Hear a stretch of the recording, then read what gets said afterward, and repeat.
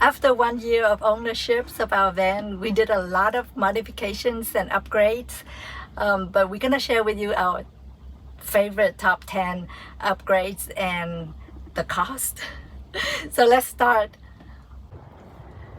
As for the exterior upgrades, we did have our window tinted with ceramic tints, and it does protect from UV rays, and also for the heat protection. We noticed that it reduced a lot of the heat when we're inside. We don't feel like a lot of heat sitting by the window, especially for a long drive. That helps a lot in protecting the skin. And the second upgrade we had was the paint protection film. We had it installed for the whole van. It protects all the panels on the outside of the vans except the back doors. And as to the cost, I think the tinting was about $500, and the PPF, we had actually a very good deal with the installer who did it on a lot of our cars, and it was around $6,000, right, honey? Yes. Yes.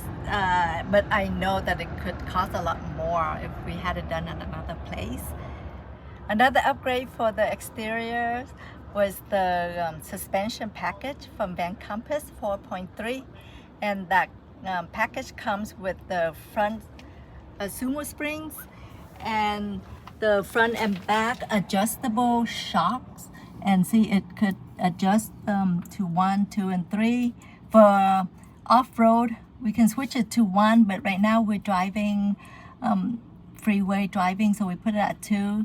For 3 is for when it's windy, then we switch it to 3. And it also comes with the leaf spring in the rear. With the suspension upgrade installation, it did raise the van up a little bit more than an inch, which we love because it gives us even more clearance from the road, so that we won't be afraid of running over things that would hit our black tank, gray tanks, and all the stuff that's underneath. And it cost about $5,500. We did the review on the suspension package, so we'll put the link up here. But so far we really like it. We do adjust it to 1 when we drove on rough road or on unpaved road, and we did switch it to 3 when it's really windy, and that helped out a lot.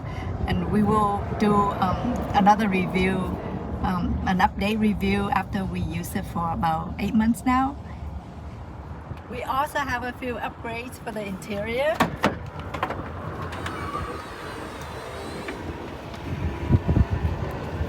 The first thing we did for the interior was replacing the plastic toilet that came with the Airstream. I don't know why they put in the plastic toilet. It just doesn't feel residential, but of course they probably tried to reduce the total weight. But the porcelain toilets feel very residential, and it feels nice. It doesn't, like when you sit on it, it doesn't feel plasticky. And it costs about a little bit more than $200. Of course, because we install it ourselves, so no labor cost. We also made a video on that also. Of course, with the upgrading, one thing will lead to another. After we upgraded the porcelain toilet, now that we feel that the water pump is a little too loud. So we did try to install the water pump ourselves, but because of the different type of the plumbing hose that Airstream used, we couldn't do it ourselves. So we took it to Airstream dealer, and they had to modify something to the hose, and was able to install our new quieter water pump. So it's pretty quiet now when we turn it on. Of course, we can still hear the pumps, but just a little bit. And so far, we're very happy with it. And the cost is about, how much is it, Andy? Like less than $150 for the parts, but because we had to take it to Airstream, so the labor is like another $250. But if somebody could install it by themselves, then that would save on the labor. Yeah. And after the water pump, we wanted to install a water pump switch so that when we use the restroom in the middle of the night, we don't have to go to the C zone and look for the water pump to turn it on. We just turn it on and off right here and just use the restroom right here. So that comes in very handy. We love it. And you do that yourself? Oh yes. First time we have to drill into the wood right here, so it was a little I was a little nervous, but the project turned out good. So after we got the quieter water pump, we have to take care of the next problem, which is the loud AC that we had. So we replaced the loud AC with the quieter AC. At first we didn't know how to replace it, but some of the Facebook group members that has the same van as us, they did have theirs replaced.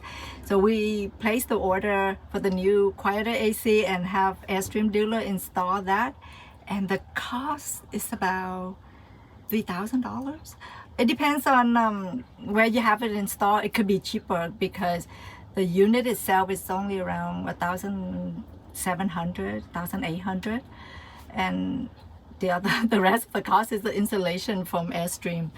So it's pretty costly, but we love it. The sound is so much quieter now, and it also comes with the remote control. We could just lie in bed and use a remote control instead of getting up to the C zone and control the temperature. One nice thing about this new AC is that it also has a heat function. If we're lazy, we don't want to turn on the Truma heater, we can just turn on the heater from this unit too. For the stereo systems, since it's not up to par with my husband, so we switch out the speakers, and he took out the center speaker. I removed it, yeah. Yeah, you remove it, and it did help with the sound. It sound a lot better with the subwoofer right here, this big thing. Mm-hmm.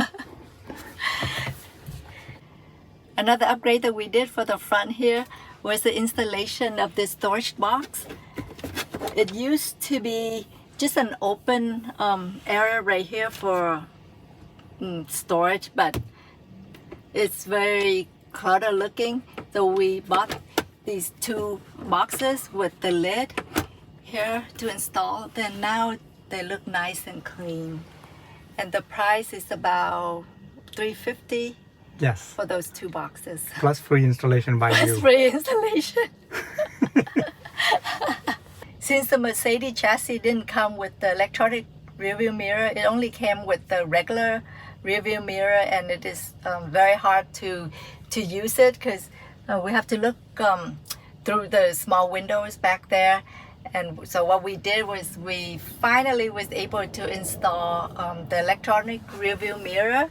That way we could have like a very wide view of the back, and we could see all the lanes, and we feel very safe just using the electronic rearview mirror.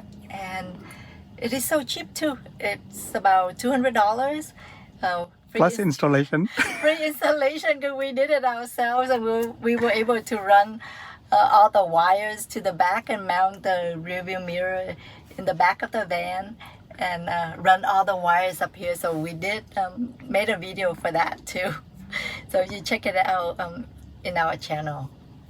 As for the engine, my husband installed the throttle controller because I was complaining that it feels so heavy when I step on the gas, like the van is just kind of crawling compared to our sport car. So he installed the throttle controller, and I don't know how it works, but it did help a lot. When I step on the gas, it did make the van go faster, on acceleration. So I do feel safe with that installed, but still, it's still not fast enough. My wife is a speed demon. I'm not a speed demon. I just like the acceleration, like a sport car. When you step on the seat of the pants feel acceleration. When you step on the pedal, you're supposed to go, right? So you bought the Rentec? It's a Rentec ECU upgrade. And it did increase the horsepower. by 80 horsepower and 100 pounds of torque. Yeah, so with that, we did feel a big difference though when going down the freeway. Like if we need to step on the gas, and we could feel that it did help it go faster. And we did actually test it, and it's about how many? We did 0 to 60 runs Yeah. unofficially, and the difference was about 4.2 seconds. So it is faster. It is significantly faster.